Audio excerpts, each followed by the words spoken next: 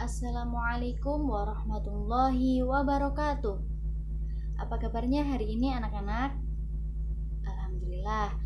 Semoga kita selalu diberikan kesehatan, diberikan umur panjang, diberikan rizki, dan diberikan kemudahan dalam kita mencari ilmu. Meskipun kita tidak bisa tatap muka seperti bulan-bulan yang kemarin ya. Iya, kita syukurin saja. Semoga kita masih bisa bertemu meskipun melalui jaringan seperti ini. Berdoa, mulai. Selesai. Ya. Alhamdulillahirrahmanirrahim. Baik, Ibu sekarang akan membagikan link daftar hadir ke grup WA kelas kalian, yang mana kalian nanti akan diarahkan menuju Google Classroom. Di situ kalian hanya akan mengeklik tombol hadir dan serahkan. Setelah itu proses absensi telah selesai.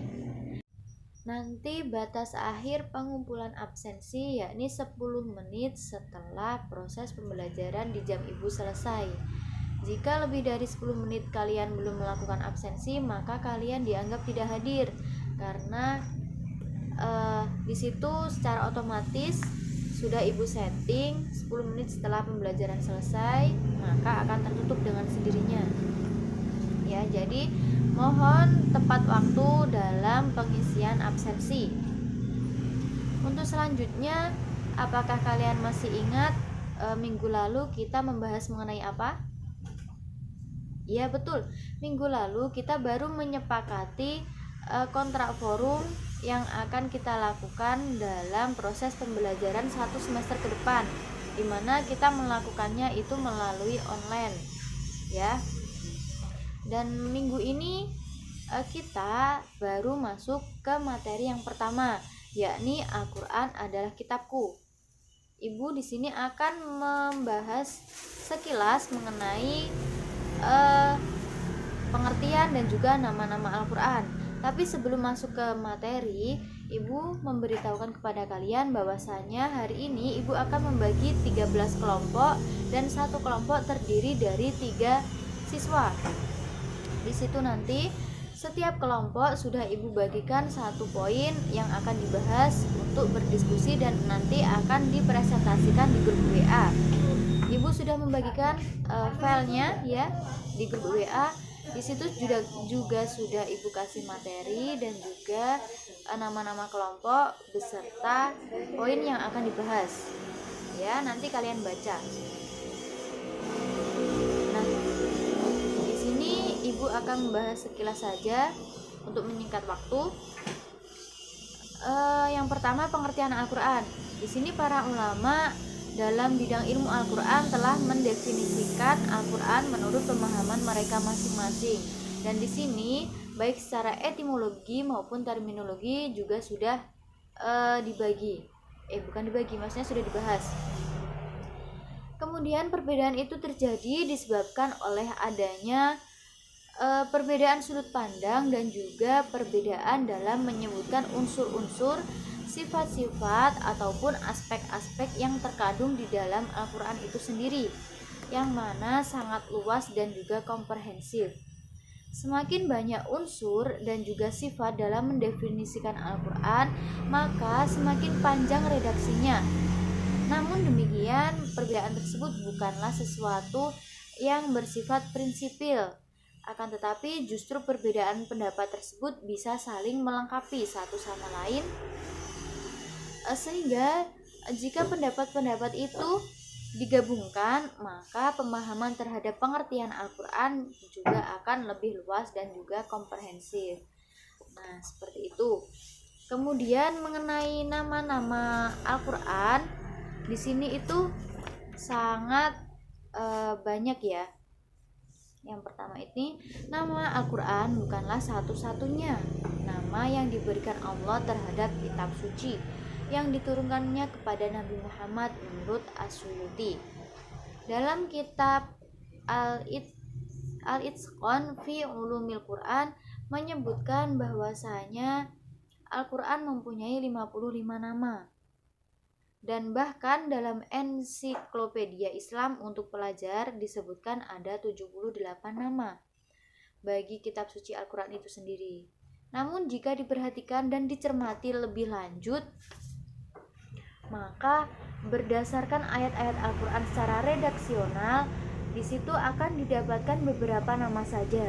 Yang lainnya bukanlah nama, melainkan hanya sifat, fungsi, ataupun indikator Al-Quran. Nah, baik, seperti itu. Untuk selanjutnya, perilaku orang yang berpegang teguh pada Al-Quran. Di sini Al-Quran merupakan sumber ajaran Islam yang pertama, yakni setiap muslim berkewajiban untuk berpegang teguh kepada hukum-hukum yang terdapat di dalamnya agar menjadi manusia yang taat kepada Allah, yaitu mengikuti segala perintah Allah dan menjauhi segala larangannya. Kemudian Al-Quran sendiri memuat berbagai pedoman dasar bagi kehidupan umat manusia.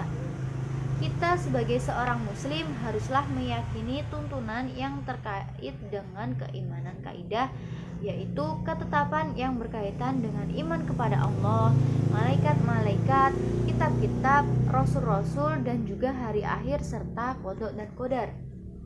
Sebagai seorang yang berpegang teguh kepada Al-Quran, kita diharuskan memiliki budi pekerti yang luhur, karena Al-Quran bersikap tuntunan yang berkaitan dengan akhlak, yaitu ajaran agar orang muslim memiliki budi pekerti yang baik serta etika dalam kehidupan sehari-hari.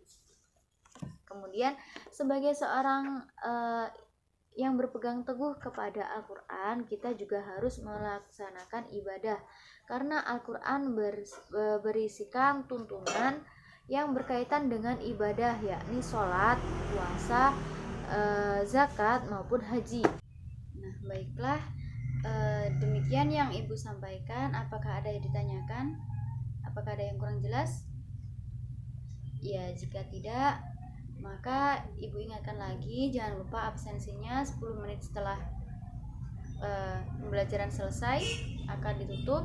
Kemudian jangan lupa tugasnya segera didiskusikan ya.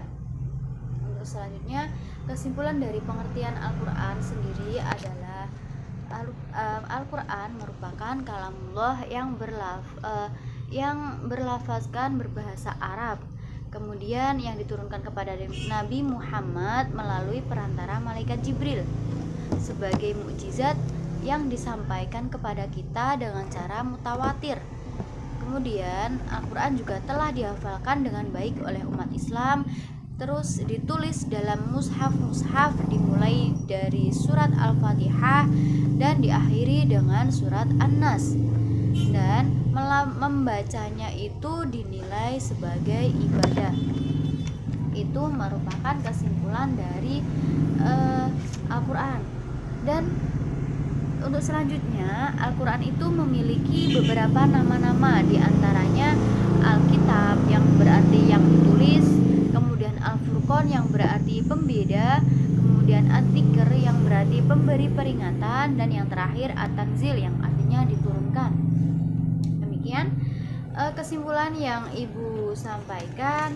Apabila ada kurangnya mohon maaf. Jangan lupa tadi absennya dan tugasnya. Yang terakhir, kita doa dulu, semoga ilmu yang kita pelajari bermanfaat. Berdoa mulai. Selesai. Wassalamualaikum warahmatullahi wabarakatuh.